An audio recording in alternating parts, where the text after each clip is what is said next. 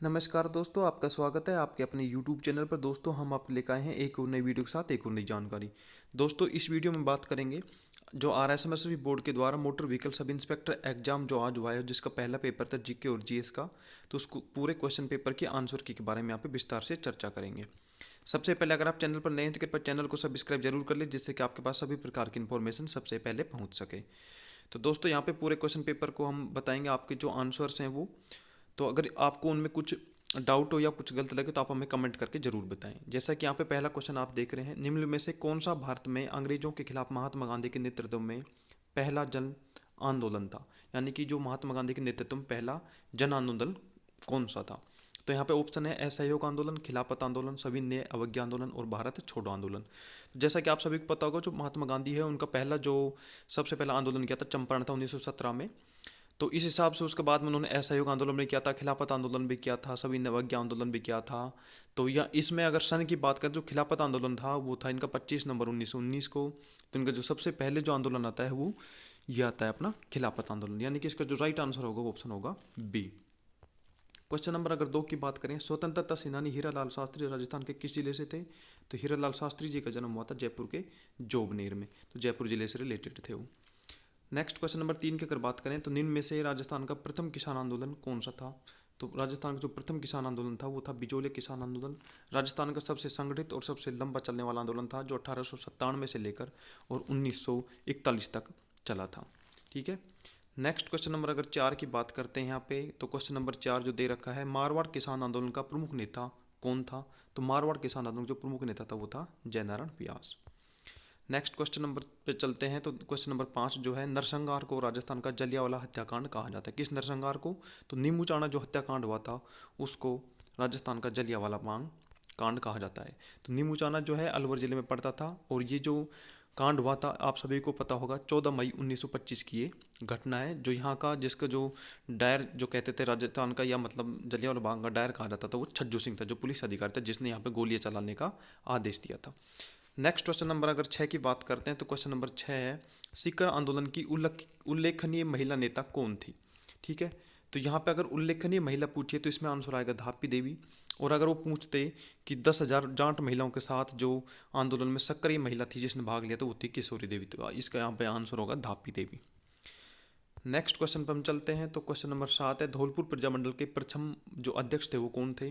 तो यहाँ पे बात करें अगर धौलपुर प्रजामंडल की, तो इसके जो प्रथम अध्यक्ष थे वो 1936 में बने थे, कृष्णदत्त पालीवाल। तो इसका राइट आंसर होगा option number C, Krishnadutt Paliwal. Next question number अगर 8 की बात करते हैं, तो 1905 में जयपुर में वर्धमान पाठशाला की स्थापना किसने की थी।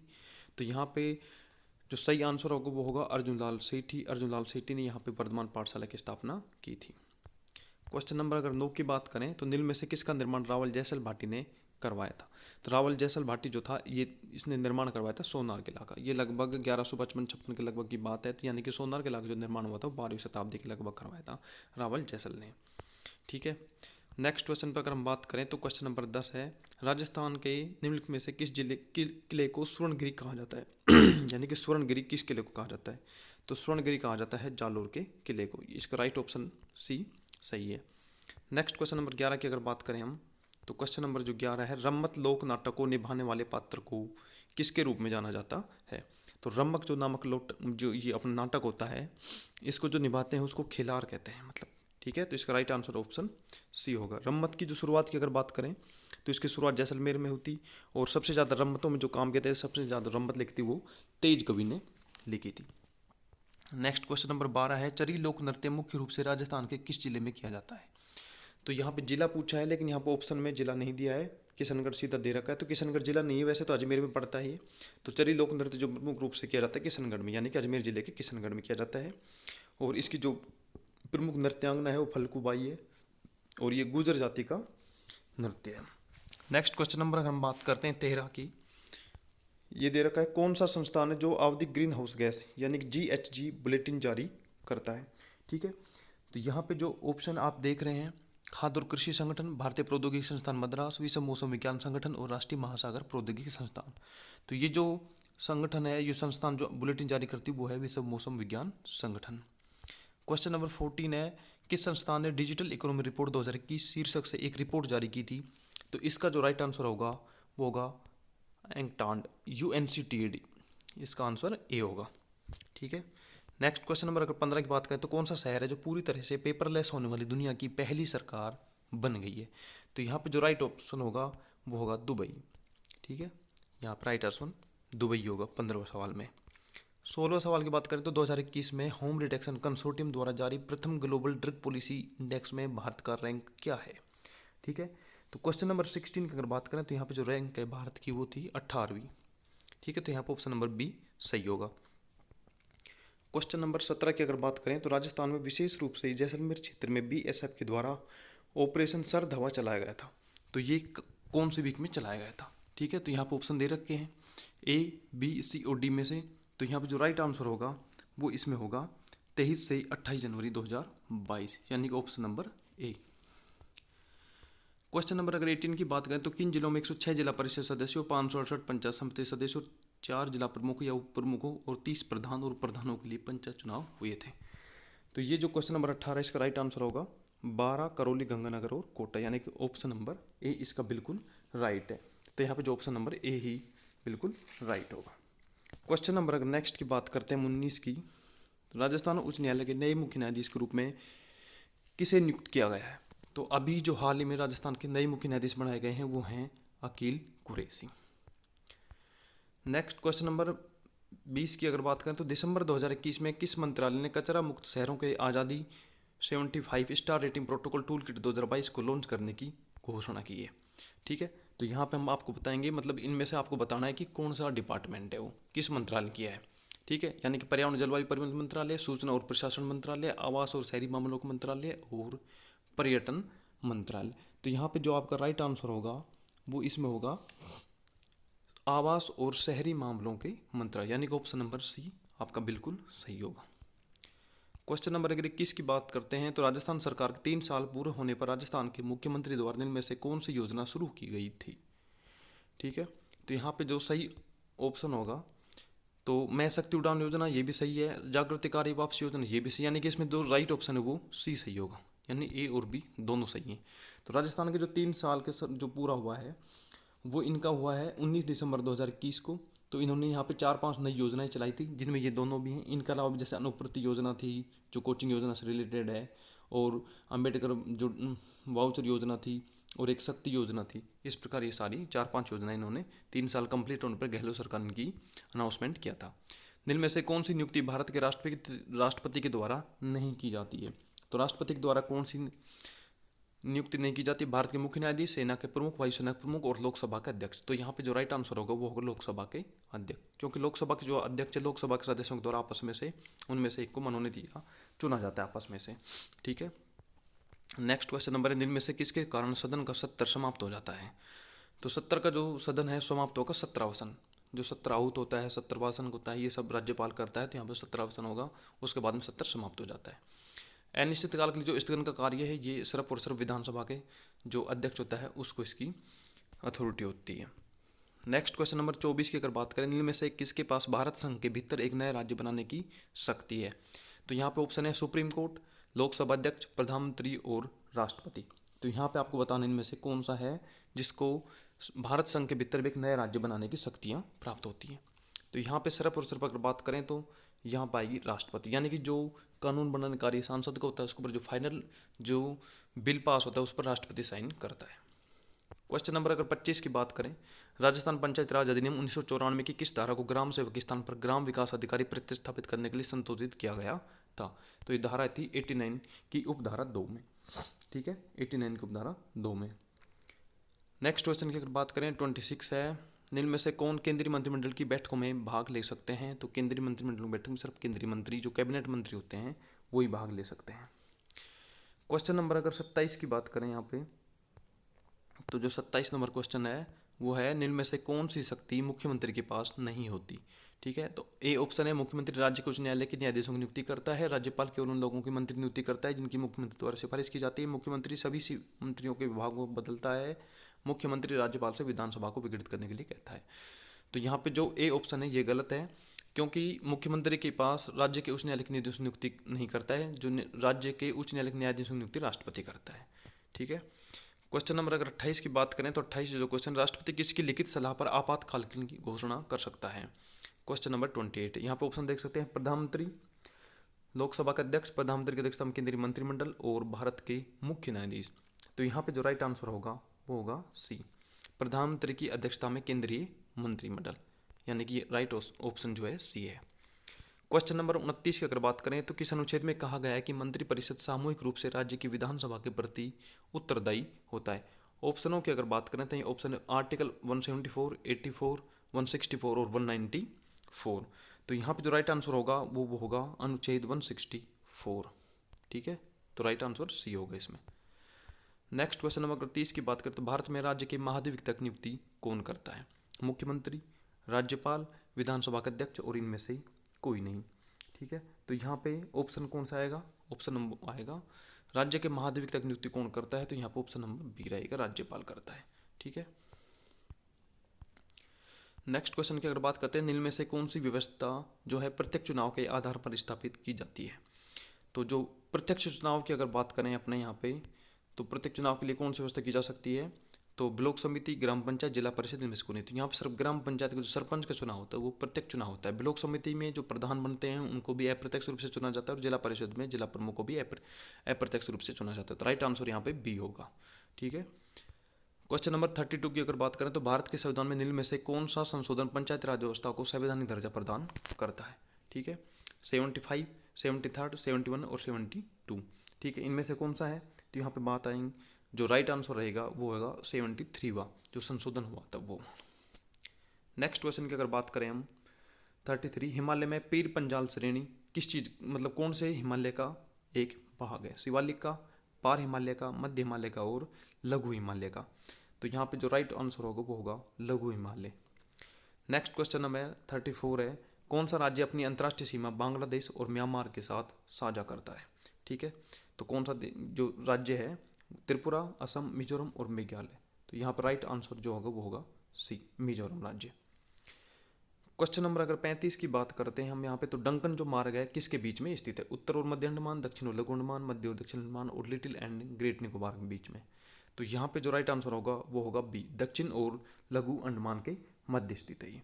ठीक है ना, तो राइट आंसर यहाँ पे बी होगा। नेक्स्ट क्वेश्चन की अगर बात करें तो क्वेश्चन नंबर 36 है, निम्न में से पूर्वी घाट की जो सबसे ऊंची चोटी है वो कौन सी है। तो यहाँ पे अगर ऑप्शन देखें हम तो यहाँ पे दे रखे हैं जैसे ऊटी, महेंद्रगिरी, अनाईमुडी और इनमें से कोई नहीं। तो जो राइट आंसर होगा वो यहाँ पे होगा महेंद्रगिरी। ये लगभग 1501 मीटर ऊंची के लगभग पड़ती है।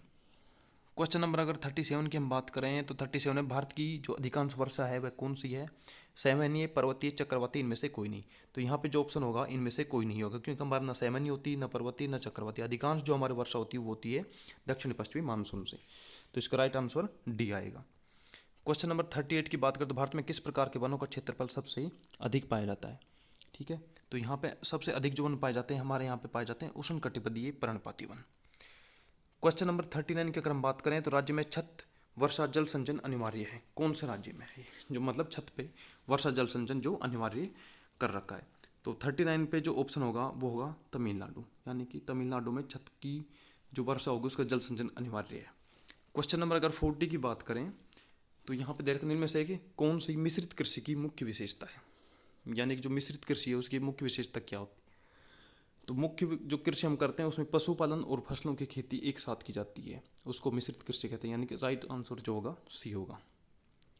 41 की अगर बात करें तो गर्म रेगिस्तान में उगने वाले पौधों के प्रकार में शामिल कौन कौन से हैं।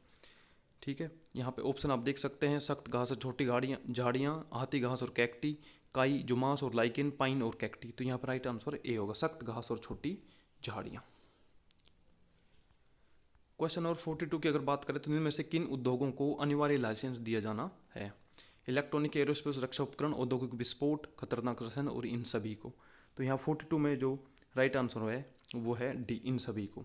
ठीक है, इन सभी के लिए मतलब लाइसेंस जो है अनिवार्य है। क्वेश्चन नंबर 43 की बात करें तो राष्ट्रीय विज्ञान संग्रहालय परिषद NCSM ने किस राज्य में स्थित उदयपुर में विज्ञान केंद्र की स्थापना की थी। तो 43 का जो राइट आंसर है वो है बी, यानी कि त्रिपुरा। ठीक है, इसका राइट आंसर कौन सा होगा? तो इसका राइट आंसर होगा बी, कि त्रिपुरा। क्वेश्चन नंबर 44 की अगर बात करें, निम्न में से कौन सी राजस्थानी चित्रकला जो है शैली है चोरा पंचशिका शैली से मिलती जुलती है? ठीक है, चोरा पंचशिका शैली से मिलती जुलती चित्र शैली कौन सी है? तो 44 का जो राइट आंसर होगा वो होगा मेवाड़ शैली। ठीक है ना, कौन सी शैली होगी? मेवाड़ शैली होगी। नेक्स्ट क्वेश्चन नंबर की अगर बात करते हैं हम, क्वेश्चन नंबर है 45। राजस्थान साहित्य में पौरा क्या होता है? गद्य के लिए इस्तेमाल किया जाने वाला एक अलंकार है, बहादुरों को विशेष कार्य का वर्णन करने वाली एक रचना होती है। इसका प्रयोग साहित्य में श्रृंगार रस के लिए किया जाता है या व्युत्पत्ति संवरण के लिए प्रयुक्त शब्द होता है। तो यहाँ पे ये पूछ रहा है पौरा राजस्थान में क्या होता है? तो पौरा जो होता है राजस्थान में, ये बहादुरों के लिए विशेष जो कार्य करते हैं उनको वर्णन करने वाली जो रचना की जाती है उसको पौरा कहते हैं। तो राइट आंसर यहाँ पे बी होगा। क्वेश्चन नंबर 46 है, हवा महल का निर्माण किसने करवाया था? तो इसका आंसर आप सभी को पता होगा, इसका निर्माण सवाई प्रताप सिंह ने करवाया था। इसका जो वास्तुकार था वो लालचंद उस्ता था, और ये जो बना था वो 1799 ईस्वी में बनवाया गया था। नेक्स्ट क्वेश्चन नंबर अगर 47 की बात करते हैं, तो राजस्थान का जो खोदरीबा क्षेत्र निम्न में से किसके खनन से जुड़ा हुआ है? तो खोदरीबा जो है ये तांबे से जुड़ा है और ये अलवर जिले में पड़ता है। ठीक है ना, खोदरीबा जो पड़ता है अलवर जिले में पड़ता है। 48 की अगर बात करें, इनमें से कौन सी नदी है जो राजस्थान नहर के लिए जल का स्रोत है? तो यहाँ पे जो सही राइट आंसर होगा वो होगा सतलुज नदी, क्योंकि जो राजस्थान नहर है जिसको इंदिरा गांधी नहर के नाम से भी जानते हैं, हरी के बैराज पंजाब से ये निकाली जाती है। 49 की अगर बात करें, तो क्वेश्चन 49 राजस्थान के मैदानों के उपजाऊ क्षेत्र को निम्न में से किस नाम से जाना जाता है? तो राजस्थान के जो उपजाऊ मैदान उनको रोही के नाम से जाना जाता है। जो रोही का मैदान है, ये जो जयपुर से निकलने वाली बाणगंगा नदी जो भरतपुर तक बहती है उसके मैदान को रोही का मैदान कहा जाता है। ठीक है ना, तो ये उपजाऊ क्षेत्र माना जाता है। 50 क्वेश्चन की अगर बात करें, तो राजस्थान सरकार ने वन्य जीव संरक्षण अधिनियम 1972 को कब अंगीकृत किया था? ठीक है, तो आप यहाँ पे ऑप्शन देख सकते हैं, ए, बी और सी, डी जो दे रखे उनमें से 9 सितंबर 1972, 1 सितंबर 1973, 1 दिसंबर 1972 या इनमें से कोई भी नहीं। ठीक है ना, तो यहाँ पे ये जो वन्य जीव संरक्षण जो अधिनियम था वो राजस्थान सरकार ने कब अधिनियम जो अंगीकृत किया था उसके बारे में पूछ रहे हैं। तो अगर बात करें केंद्र सरकार की, तो केंद्र सरकार ने तो इसको जो अंगीकृत किया था वो लगभग कर लिया था 1 सितंबर 1973 को, लेकिन राजस्थान जो सरकार थी उसने 9 सितंबर 1972 को अंगीकृत किया था। ठीक है, 9 सितंबर 1972। तो राइट आंसर जो होगा यहाँ पे वो होगा 1 सितंबर 1973, सॉरी 1972 नहीं 1973 में 1 सितंबर 1900। तो यहाँ पे जो राइट आंसर होगा वो होगा 1 सितंबर 1973। ठीक है, क्वेश्चन नंबर 51 की अगर बात करें, तो राजस्थान की झामर कोटड़ा की खदानें निम्नलिखित में से किस खनिज के लिए प्रसिद्ध है? झामर कोटड़ा की खदानें हैं जो किसके लिए प्रसिद्ध हैं? तो वो हैं रॉक फॉस्फेट के लिए। ठीक है, क्वेश्चन नंबर 52 की बात करें, राजस्थान में सर्वाधिक गेहूं का उत्पादन किस जिले में होता है? तो श्रीगंगानगर में गेहूं का सर्वाधिक उत्पादन होता है। नेक्स्ट क्वेश्चन की अगर बात करें 53 की, सर होरूज ने किसे विद्रोह का सबसे अच्छा और सबसे बहादुर सैन्य नेता बताया था? तो यहाँ पे ऑप्शन है रानी लक्ष्मीबाई, क्योंकि इन्होंने रानी लक्ष्मीबाई के साथ युद्ध लड़ा था जिसमें ये मारी गई थी, जो शहीद हो गई थी रानी लक्ष्मीबाई जी। तो जब उनके बाद में इन्होंने कहा था कि अगर भारत की 1% महिलाएं भी रानी लक्ष्मीबाई जैसी होती तो अंग्रेजों को यहाँ से जल्दी भाग के छोड़ना पड़ेगा, भारत को छोड़ना पड़ेगा। इतनी बहादुर, मतलब उसने बहुत अच्छी और विशेषताएं वर्णन किया था रानी लक्ष्मीबाई का। क्वेश्चन नंबर 54 है, 1857 के विद्रोह के समय राजस्थान को ब्रिटिश छावनियों में विभाजित किया गया था। कितनी ब्रिटिश छावनियाँ थी राजस्थान में? तो उस समय 1857 क्रांति में राजस्थान में 6 सैनिक छावनियाँ हुआ करती थी। क्वेश्चन नंबर 55 की अगर बात करें, गवर्नर जनरल जिन्हें सहायक संधि की नीति शुरुआत की थी तो कौन है? तो यहाँ पे ऑप्शन नंबर जो है Lord Wellesley, option B right answer है यहाँ पे। ठीक है, इन्होंने 1798 में यानी कि सहायक संधियों की शुरुआत कर दी थी और लॉर्ड वेलेस्ली को सहायक संधि का जन्मदाता माना जाता है। क्वेश्चन नंबर 56 की अगर बात करें, तो राजा राम मोहन राय के संबंध में कौन से कथन सही हैं? तो एक पहला जो कथन, उन्हें द गिफ्ट ऑफ मोनोथिस्ट लिखा, उन्होंने ब्रह्म समाज की स्थापना की, उन्होंने आत्मीय सभा का प्रारंभ किया और उन्होंने द प्रिंसेज ऑफ जीसस प्रकाशित किया था। तो ये चारों जो कथन है चारों सत्य हैं, तो ऑप्शन नंबर डी राइट होगा। क्वेश्चन 57 की बात करते हैं, निम्न में से किसे लोक हितवाद के नाम से भी जाना जाता है? ठीक है ना, लोक हितवाद के नाम से किसे जाना जाता है उसके बारे में अगर बात करें, तो लोक हितवाद में जाना जाता था गोपाल हरि देशमुख को। ठीक है, तो ऑप्शन नंबर डी यहाँ पे बिल्कुल राइट है। गोपाल हरि देशमुख, इनका जन्म हुआ था पुणे महाराष्ट्र में। ये एक समाज सुधारक भी थे और एक लेखक का कार्य भी करते थे। नेक्स्ट क्वेश्चन नंबर अगर 58 की अगर हम बात करें तो निम्न में से किसने देखा था कि अच्छा राज्यपाल स्वशासन का विकल्प नहीं है। ठीक है ना, क्वेश्चन नंबर 58 है यहाँ पे। तो 58 की अगर बात करें तो यहाँ पे जो राइट आंसर होगा वो है स्वामी दयानंद सरस्वती ने ये बात कही थी। ठीक है ना, तो right answer option number C होगा। 59 क्वेश्चन की अगर बात करें तो गांधी जी ने असहयोग आंदोलन कब वापस लिया था। वापस की बात है, असहयोग आंदोलन कब लिया था, तो ये उन्होंने लिया था 1922 में, फरवरी 1922 में। क्यों लिया था, ये घटना है जब चोरा चोरी घटना हुई थी तो फरवरी महीने में ही, तो उसके चोरा चोरी कांड के बाद में उन्होंने असहयोग आंदोलन को वापस ले लिया था। इसको राइट आंसर होगा बी। ठीक है, फरवरी 1922 में। नेक्स्ट क्वेश्चन की अगर बात करें, दक्षिण अफ्रीका से लौटने के बाद महात्मा गांधी ने अपनी प्रमुख सार्वजनिक उपस्थिति कब दर्ज की थी। मतलब पहली बार सार्वजनिक उपस्थिति कहाँ दर्ज की थी, कब दर्ज की थी, उसके बारे में यहाँ पे बताना है। तो इनकी जो पहली सार्वजनिक उपस्थिति थी 1916 में थी। कहाँ पे थी, बनारस हिंदू विश्वविद्यालय जो था वहाँ पे थी। ठीक है ना, 14 जनवरी को 1915 में। नेक्स्ट क्वेश्चन नंबर 61 की अगर बात करें तो 61 है एक ही तत्व के। अब ये जो दोस्तों 60 तक जो क्वेश्चन है वो जीके से रिलेटेड है। 60 के बाद में जो नेक्स्ट 60 क्वेश्चन आएंगे वो हैं जीएस के, जनरल साइंस के हैं। तो आप भी कमेंट करके ज़रूर बताएं आपके कितने क्वेश्चन सही हैं, कितने गलत हैं। और आपने अगर हमारे चैनल को सब्सक्राइब नहीं किया तो कृपया चैनल को सब्सक्राइब जरूर कर लें। इसी के साथ हमारा टेलीग्राम लिंक को भी जरूर ज्वाइन करें।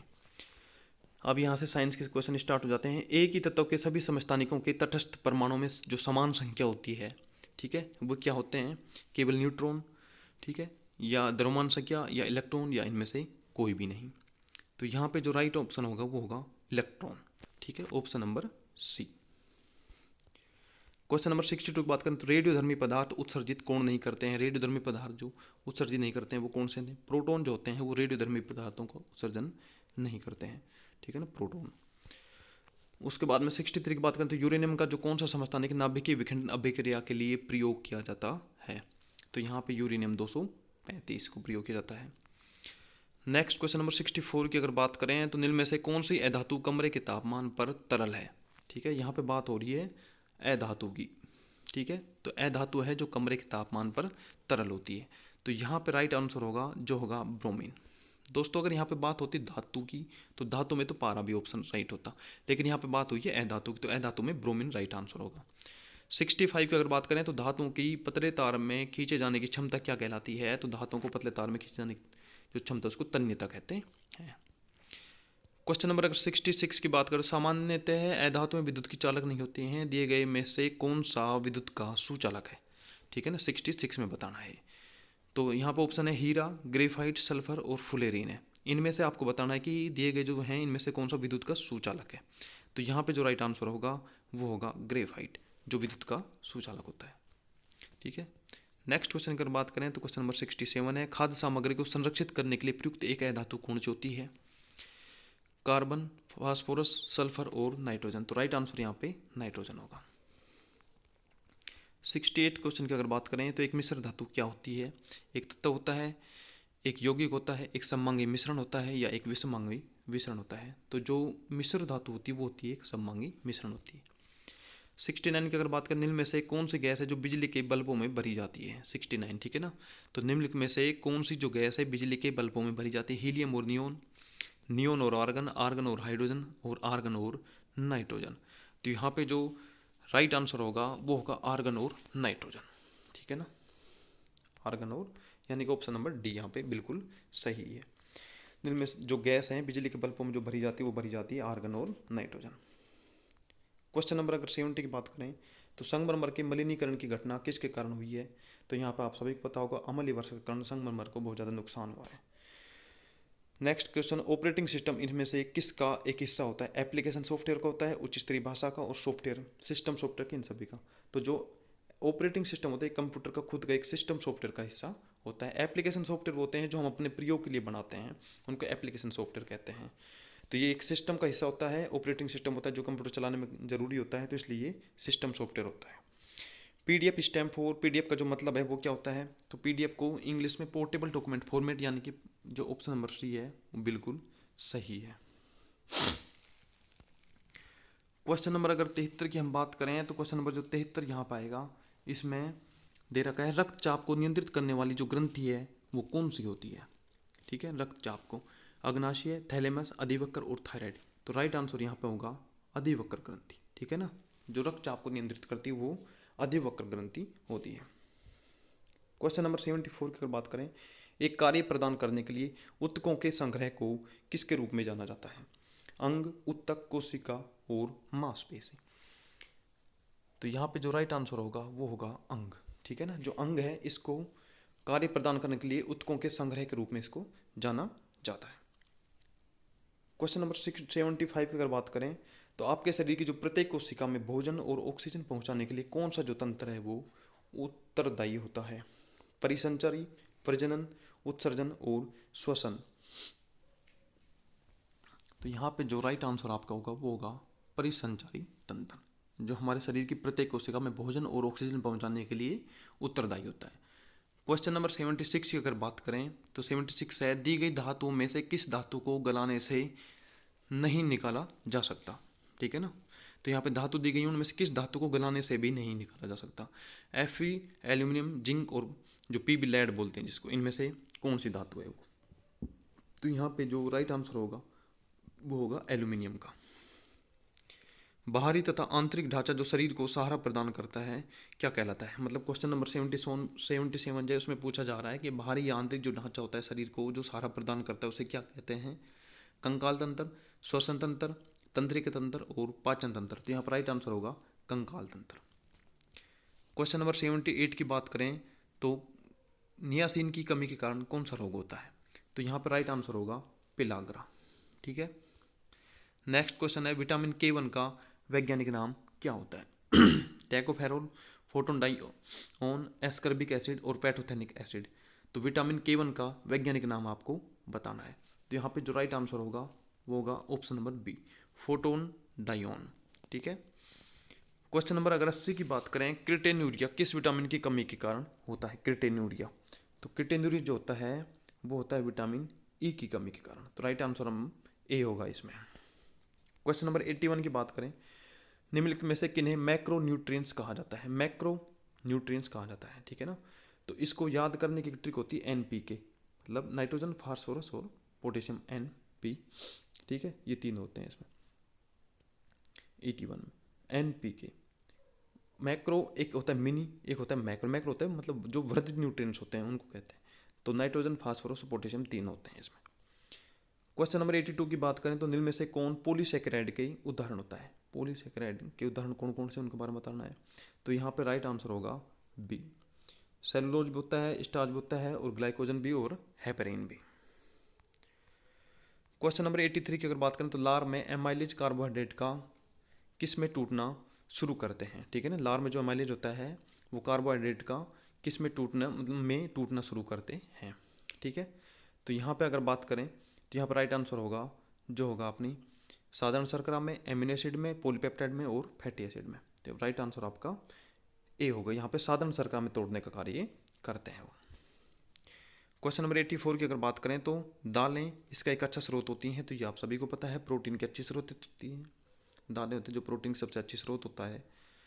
क्वेश्चन 85 की अगर बात करें तो ब्लड ग्रुप का जो वर्गीकरण है किस आधार पर किया गया था। तो इसका जो राइट आंसर होगा वो सी होगा, एंटीजन और एंटीबॉडी। एंटीजन और एंटीबॉडी के आधार पर हमारे जो ब्लड ग्रुप है उसका वर्गीकरण किया गया था। नेक्स्ट क्वेश्चन की अगर बात करें तो क्वेश्चन नंबर है 86, रक्त प्लाज्मा के ग्लोबुलिन किसके लिए जिम्मेदार होते हैं। जो ग्लोबुलिन होते हैं वो किसके लिए जिम्मेदार होते हैं। यहाँ पे रक्त के थक्के के लिए, रक्षा तंत्र के लिए और ऑक्सीजन परिवहन के लिए और परासरणी संतुलन के लिए। तो यहाँ पे जो राइट आंसर होगा वो होगा रक्षा तंत्र के लिए।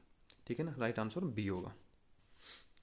87 की अगर बात करें हम, 87 क्वेश्चन है, रक्त का कौन सा भाग खनिज, विटामिन, शर्करा और अन्य खाद्य पदार्थों को शरीर की कोशिकाओं तक पहुंचाने का कार्य करता है। ठीक है ना, तो यहाँ पे ऑप्शन है प्लाज्मा, सफ़ेद कणिकाएं, लाल कणिकाएं और प्लेटलेट्स। तो यहाँ पे जो राइट आंसर होगा वो होगा option number A, plasma. Question number 88 की अगर बात करें, ABO और RH रक्त समूह के लिए प्रतिजन कहाँ मौजूद होते हैं। तो इसका जो राइट आंसर होगा ये रहेगा लाल रक्त कोशिकाएं, प्लेटलेट्स और सफ़ेद रक्त कोशिकाएं और प्लाज्मा। तो यहाँ पे जो राइट आंसर होगा आपका 88 में ये हो जाएगा लाल रक्त कोशिकाएं। ठीक है, लाल रक्त कोशिकाओं में ABO और RS जो रक्त समूह के लिए ये उपस्थित होते हैं। नेक्स्ट क्वेश्चन की अगर बात करें 89, कौन सा कथन जो है नाभिकीय संलयन का वर्णन करता है। ठीक है ना, यहाँ पे ये कथन दे रखे हैं, इनमें बताना है कि नाभिकीय संलयन का वर्णन कौन सा कथन करता है। तो दो हाइड्रोजन नाभिकीय जो होते हैं वो मिलकर एक हीलियम नाभिक बनाने के लिए जुड़ते हैं। तो ऑप्शन नंबर बी सही होगा। आपको पता है कि जैसे कि 1H2 + 1H3 जुड़ के 2H जो हीलियम होता है 2He4 का निर्माण करते हैं, और उसके साथ में जो 1 नाइट्रोजन एक मतलब जो उत्सर्जित करते हैं एनर्जी जो निकलती है वहाँ से, तो इसमें 2 हाइड्रोजन नाभिक और 1 हीलियम नाभिक बनाने के लिए जुड़ते हैं। ऑप्शन नंबर 20 में सही होगा। क्वेश्चन नंबर 90 की अगर बात करें तो निम्नलिखित में से किसके उत्सर्जन से परमाणु क्रमांक और द्रव्यमान संख्या दोनों हैं जो अपरिवर्तित रहते हैं। तो यहाँ पे ऑप्शन नंबर डी हो जाएगा। गामा जो विकिरण होता है इसमें दोनों संख्या अपरिवर्तित रहेगी, क्रमांक भी परमाणु का और द्रव्यमान संख्या भी। क्वेश्चन नंबर 91 की अगर बात करें तो किसी दिए गए धातु के तार की जो विद्युत प्रतिरोधकता किस पर निर्भर करती है, तो वो करती है, यहाँ पर ऑप्शन दे रखे हैं, इसकी मोटाई पर, सामग्री की प्रकृति के ऊपर, इसके आकार पर और इसकी लंबाई पर। तो यहाँ पे जो राइट ऑप्शन है वो आएगा आपका, ये सामग्री जो होती है उसकी प्रकृति पर निर्भर करती है, बी ऑप्शन। 92 की अगर बात करें तो पोजिट्रॉन एमिशन टोमोग्राफी PET के दौरान क्या ज्ञात होता है। पोजिट्रॉन, इलेक्ट्रॉन या फिर न्यूट्रॉन या फिर इनमें से कोई भी नहीं। तो यहाँ पर राइट आंसर होगा पोजिट्रॉन, ऑप्शन नंबर ए बिल्कुल सही होगा। क्वेश्चन नंबर 93 की अगर बात करें तो निम्न में से किस रेडियोधर्मी समस्थानिक की जो अर्धायु है वो सबसे लंबी होती है। तो अर्धायु जो होती है वो कौन सी जो रेडियोधर्मी समस्थानिक है उसकी सबसे लंबी होगी। तो इसका जो राइट आंसर होगा वो कौन सा होगा, यूरेनियम 238, यानी कि option number A. Option number A इसमें सही है। MCB जो सर्किट होता है जो घर में अपने मेन चाबी लगाते हैं, जिसको अपने वैसे गाँव की भाषा में या अपने मेन चाबी बोलते हैं उसको, तो उसका जो फुल नेम होता है मतलब विद्युत परिपथ में MCB का अर्थ क्या होता है, तो उसका राइट आंसर ए ही होगा, मिनिएचर सर्किट ब्रेकर बोलते हैं उसको। ठीक है, 94 में ऑप्शन नंबर ए होगा। 95 की अगर बात करें तो निम्न में से कौन से एक वातावरण में प्राकृतिक रूप से पाई जाने वाली ग्रीन हाउस गैस नहीं है, यानी कि प्रकृति में प्राकृतिक रूप से नहीं पाई जाने वाली, प्राकृतिक रूप से पाई जाने वाली ग्रीन हाउस गैस नहीं है। ओजोन, नाइट्रोजन ऑक्साइड होती है, कार्बन डाइऑक्साइड होती है या मीथेन होती है, इनमें से कौन सी एक है। तो यहाँ पे हो जाएगी नाइट्रोजन ऑक्साइड जो होती है ये जो प्राकृतिक रूप से पाई जाने वाली ग्रीन हाउस गैस नहीं होती है। ठीक है, क्वेश्चन नंबर 96 की अगर बात करें, एक अच्छे हीटर के साथ उपयोग करने पर फ्यूज तार बार बार जल जाता है, तो इसके फ्यूज तार का उपयोग करने की सलाह दी जाती है। ठीक है ना, तो अधिक त्रिज्या का अगर फ्यूज तार हम यूज कर लेंगे तो बार बार नहीं जलेगा। तो यहाँ पे ऑप्शन नंबर जो है बी सही है इसका। क्वेश्चन नंबर 97 में प्रमुख फोटोकेमिकल से स्मोक क्या होते हैं। हाइड्रोजन पेरोक्साइड, फ्लोरोफ्लोरोकार्बन पर ऑक्सी एसिटिलाइटेड और उपरोक्त सभी, इनमें से कौन सा राइट आंसर है। जो प्रमुख जो मतलब मेजर फोटोकेमिकल्स होते हैं तो उनकी अगर बात करें तो यहाँ पे जो मेजर में आएंगे वो आ जाएंगे क्लोरोफ्लोरोकार्बन जो होते हैं इसमें। ठीक है, CFC जिसको अपन बोलते हैं।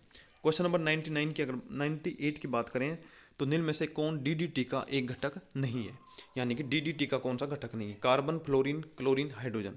तो DDT की जो फुल फॉर्म होती है वो होती है डाइक्लोरो डाइफेनिल ट्राई क्लोरोएथीन। तो इनमें से कौन सा ऑप्शन इसमें नहीं आया है, मतलब क्लोरो भी आ गया, फेनिल भी आ गया, एथीन भी आ गया, तो यहाँ पे फ्लोरीन बच गया। तो ऑप्शन नंबर बी यहाँ पे सही होगा। क्वेश्चन नंबर 99 की अगर बात करें तो पृथ्वी के वातावरण में ओजोन की उपस्थिति, ठीक है, फायदेमंद है क्योंकि जेट में यात्रा करने वाले लोगों के लिए ऑक्सीजन की आपूर्ति करता है। हाल के वर्षा में औसत वैश्विक तापमान बढ़ाने के लिए जिम्मेदार रहा है। पृथ्वी पर पैराबैंगनी किरणों के प्रवेश के नियंत्रण मदद करता है और प्रकाश संश्लेषण की दर को उच्च बाधा में भी बाधा डालता है। यानी इनमें से आपको राइट ऑप्शन बताना है इसमें कौन सा होगा, पृथ्वी के वातावरण में ओजोन की जो उपस्थिति है। तो हाल ही के दिनों में वर्षा में औसत जो वैश्विक तापमान बढ़ाने के लिए जिम्मेदार रहा है। ठीक है ना, तो यहाँ पर ऑप्शन नंबर बी सही होगा। क्वेश्चन नंबर नेक्स्ट की 101 की 100 की अगर बात करते हैं हम यहाँ पे, ठीक है ना, तो 100 क्वेश्चन है, निम्न में से कौन सा मेलोनमा त्वचा कैंसर का एक कारण होता है। अम्ल वर्षा, ओजोन अवक्षय, एलर्जेंस, उपरोक्त में से कोई नहीं। तो ओजोन जो अवक्षय है ये एक अपने त्वचा कैंसर के कारण होता है। क्वेश्चन नंबर 101 की अगर बात करें, सिंधु नेत्र उपग्रह को हाल ही में किस PSLV का उपयोग करके सफलतापूर्वक लॉन्च किया गया है। इसका जो राइट आंसर होगा PSLV C51 है, 101, बी ऑप्शन बिल्कुल राइट होगा। ठीक है, नेक्स्ट क्वेश्चन की अगर बात करें तो ASLV का जो पूर्ण रूप क्या होता है, तो इसका पूर्ण रूप होगा ऑगमेंटेड सैटेलाइट लॉन्च व्हीकल, यानी कि ऑप्शन नंबर इसका बिल्कुल राइट होगा। नेक्स्ट क्वेश्चन पर अगर चलते हैं तो क्वेश्चन नंबर 103 है, निम्न में से किस ग्रह का अध्ययन करने के लिए नासा द्वारा न्यू होराइजन्स अंतरिक्ष यान लॉन्च किया गया है। तो यहाँ पर हमें इसके बारे में बताना है कि कौन सा जो अंतरिक्ष यान है वो लॉन्च किया गया है। बुध है, बृहस्पति है, प्लूटो है, मंगल है। ठीक है, तो यहाँ पर राइट आंसर होगा प्लूटो। ठीक है, न्यू होराइजन्स अंतरिक्ष यान लॉन्च किया गया था प्लूटो का अध्ययन करने के लिए। नेक्स्ट क्वेश्चन नंबर 104 है, यदि दो अलग अलग समूह के रक्त को आपस में मिला दिया जाए तो कौन सी समस्या होगी। ठीक है, इसका जो ऑप्शंस आपने यहाँ दे रखे हैं, एग्लूटिनेशन होगा, कोगुलेशन होगा, थ्रोम्बस निर्माण होगा और एम्बोलिज्म होगा। तो इसका राइट आंसर होगा ऑप्शन नंबर ए, एग्लूटिनेशन होगा यहाँ पे। नेक्स्ट क्वेश्चन नंबर 105 है, इरिडियम परत की खोज किसने की और नोबेल पुरस्कार भी उसे मिला था। इरिडियम परत की खोज के लिए यानी कि नोबेल पुरस्कार किसे मिला था। तो क्वेश्चन नंबर की अगर बात करें, सेंटिंग रोमन, लुइस अल्वारेज, प्यूरो क्यूरी और हेनरी मोसेल है। तो यहाँ पे जो राइट आंसर होगा वो होगा लुइस अल्वारेज।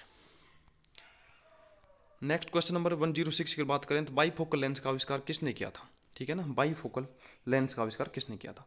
तो ये हो जाएगा Benjamin Franklin, option number B right. Question number 107 की अगर बात करें तो who is the founder of oceanography यानी कि समुद्र विज्ञान के जनक किसे माना जाता है। सुसुम टोनेगावा, मैथ्यू मोरे, कोर्ल लैंडस्टीन और एला जेन। तो यहाँ पे ऑप्शन नंबर बी सही होगा, मैथ्यू मोरे को समुद्र विज्ञान का जनक कहा जाता है। ठीक है दोस्तों, अगर आपसे मतलब आपने जो कमेंट्स करके जरूर बताएं आपके कितने नंबर जुड़ रहे हैं। इसके अलावा अगर आपको लगता है कोई क्वेश्चन गलत है तो वो भी आप हमें सजेस्ट कर सकते हैं, कमेंट करके बताएं आपको जो ऑप्शन सही लगता है। ठीक है, और आपने अगर चैनल को सब्सक्राइब नहीं कर चैनल को सब्सक्राइब जरूर करें। वीडियो पसंद आए तो इसको लाइक भी करें, अपने दोस्तों के साथ भी शेयर करते रहें। नेक्स्ट क्वेश्चन नंबर 108 है, घंटियां और सितार वायलिन जैसे वाद्य यंत्रों को तार बनाने के लिए धातुओं के किस गुण का उपयोग किया जाता है। तो अनुनाद का, अधातु वर्धन्य का, तन्यता का और चालकता का। तो यहाँ पे ऑप्शन नंबर ए सही है, अनुनाद का। ठीक है ना, राइट आंसर होगा ए। नेक्स्ट क्वेश्चन 109 है, हम अस्पताल जाने से पहले किसी घायल व्यक्ति के घाव से होने वाले रक्त स्राव को कैसे रोक सकते हैं। कोल्ड क्रीम लगाने से, सीधे एंटीसेप्टिक लगाने से, टूर्निकेट पट्टी लगाने से और इसके लिए कोई प्राथमिक उपचार नहीं है। तो यहाँ पे राइट आंसर की अगर बात करें तो ऑप्शन नंबर सी होगा, टूर्निकेट पट्टी लगाने से उसका इलाज कर सकते हैं हॉस्पिटल जाने से पहले। फर्स्ट एड जो प्राथमिक उपचार है किसकी सहायता जिसकी एक घायल व्यक्ति को आवश्यकता होती है। द्वितीय, प्रथम, न्यूनतम और अंतिम। प्राथमिक उपचार प्रथम सहायकता होती है। ठीक है ना, फर्स्ट एड जिसको बोलते हैं। नेक्स्ट क्वेश्चन की अगर बात करें तो क्वेश्चन नंबर है, what is a fainting. Fainting क्या होती है, यहाँ पे ये बताना है फेंटिंग क्या होती है। ये एक डर की प्रतिक्रिया है, चेतना की संक्षिप्त हानि है, फ्लू का संकेत है और एक प्रत्याशित पतन होता है। तो ये एक चेतना की संक्षिप्त हानि होती है। क्वेश्चन नंबर 112 की बात करें, निम्न में से किस मिश्र धातु में एक अधातु इसके एक घटक के रूप में होती है। ठीक है, निम्न में से किस मिश्र धातु में एक अधातु इसके एक घटक के रूप में होती है, यानी कि अधातु की बात चल रही है यहाँ पे। तो इसमें एक स्टील ऑप्शन आएगा। नेक्स्ट क्वेश्चन नंबर 113 की बात करें, शरीर के संतुलन को बनाए रखने के लिए अंतःस्रावी तंत्र के साथ मिलकर काम करता है। पाचन तंत्र के साथ, तंत्रिका तंत्र के साथ, श्वसन तंत्र के साथ और प्रजनन तंत्र के साथ। तो यहाँ पर राइट ऑप्शन होगा बी, तंत्रिका तंत्र के साथ। क्वेश्चन नंबर 114 की अगर बात करें तो मानव शरीर के पाचन तंत्र का कार्य क्या होता है। मानव शरीर के पाचन तंत्र कार्य, रक्त, ऑक्सीजन, कार्बन डाइऑक्साइड और हार्मोन को प्रसारित करना, भोजन को तोड़ना और अवशोषित करना और शरीर से अपशिष्ट को निकालना, शरीर से यूरिया नामक अपशिष्ट उत्पाद को खत्म करने के लिए, और इनमें से कोई नहीं। यहाँ पर राइट ऑप्शन होगा बी, भोजन को तोड़ना, अवशोषित करना और शरीर से अपशिष्ट को निकालना। क्वेश्चन नंबर 15 की बात करें, सबसे सरल कार्बोहाइड्रेट कौन सा होता है। डाइहाइड्रोक्सीटोन, ग्लूकोज, ग्लिसरॉल्डिहाइड और इनमें से कोई सब नहीं। तो सबसे सरल जो कार्बोहाइड्रेट होता है ग्लूकोज, यानी कि ऑप्शन नंबर बी बिल्कुल सही है। विटामिन बी शरीर में किस काम में मदद करता है। अच्छी दृष्टि बनाए रखने में, आपकी त्वचा को चिकना बनाए रखने में, कोशिका स्वास्थ्य बनाए रखने में और इन सभी में। तो विटामिन बी जो शरीर में मदद करता है वो तो है कोशिका स्वास्थ्य बनाए रखने में। ठीक है ना, तो राइट आंसर होगा यहाँ पे सी। निम्न में से कौन सी रक्त कोशिका रक्त के थक्के जमने में महत्वपूर्ण जो सबसे महत्वपूर्ण भूमिका निभाती है वो कौन सी होती है। तो यहाँ पर अगर बात करें तो थ्रोम्बोसाइट जो होती है, रक्त में जो रक्त का थक्का होता है अपने रक्त को रोकने में सबसे ज़्यादा सहायक होती है थ्रोम्बोसाइट्स। निम्न कथनों में से कौन सा कथन गलत है। क्वेश्चन नंबर 118 है ये। ठीक है, निम्न में से कौन सा कथन गलत है। वसा इंसुलेशन प्रदान करती है। वसा केंद्रीय तंत्र के लिए ऊर्जा के एकमात्र स्रोत है। विटामिन ए डी के वसा घुलनशील है, विटामिन है और वसा कोशिका ध्रुव और कोशिका झिल्ली के संतुलन घटक बनाते हैं। इनमें से कौन सा गलत है। ठीक है, यहाँ पे गलत बताना आपको। तो ए डी ई के अधिक हैं जो वसा घुलनशील विटामिन है। वसा केंद्रीय तंत्र के लिए एकमात्र ऊर्जा स्रोत होता है और वसा इंसुलेशन प्रदान करता है और वसा कोशिका द्रव जो है मतलब यहाँ पे कोशिका द्रव और कोशिका झिल्ली के संघ घटक बताते हैं। तो इनमें से कौन सा गलत है? तो गलत होगा ऑप्शन नंबर बी। जो वसा है वो केंद्रीय तंत्रिका तंत्र के लिए ऊर्जा का एकमात्र स्रोत नहीं होती। ठीक है, ऑप्शन बी। क्वेश्चन नंबर 119 की बात करें तो इनमें से कौन ऑक्सीजन युक्त रक्त वहन करता है? ऑक्सीजन युक्त रक्त को वहन कौन करता है? तो इनमें से कोई भी ऑप्शन नहीं है, ऑप्शन नंबर डी आएगा। ठीक है, इन तीनों में जो रक्त प्रवाह होता है वो CO2 वाला होता है। ऑक्सीजन के साथ जैसे पल्मोनरी जो अपने होते हैं उनमें प्रवाह होता है, शुद्ध रक्त जिसको बोलते हैं। ये लास्ट क्वेश्चन है, क्या होता है जब एक अक्षतिग्रस्त रक्त वाहिका में थक्का बन जाता है? तो क्या होगा? यहाँ पे ऑप्शन नंबर डी होगा कि थक्के से परे ऊतकों में रक्त प्रवाह बाधित हो सकता है। तो ऑप्शन नंबर इसमें डी होगा। ठीक है, सबसे लास्ट में क्वेश्चन नंबर 120 में ऑप्शन नंबर डी है। तो दोस्तों हमने यहाँ पे इन क्वेश्चनों के उत्तर बताने की कोशिश की है। और फिर भी अगर आपको कोई डाउट हो, आपको कुछ गलत लग रहा हो तो आप कमेंट करके हमें ज़रूर बताएं। और आपने अगर अभी तक चैनल को सब्सक्राइब नहीं किया, कृपया चैनल को सब्सक्राइब जरूर करें। दोस्तों वीडियो को अपने दोस्तों के साथ भी शेयर करें और पसंद आए तो इसको लाइक करें। धन्यवाद दोस्तों, thank you, all the best, good bye.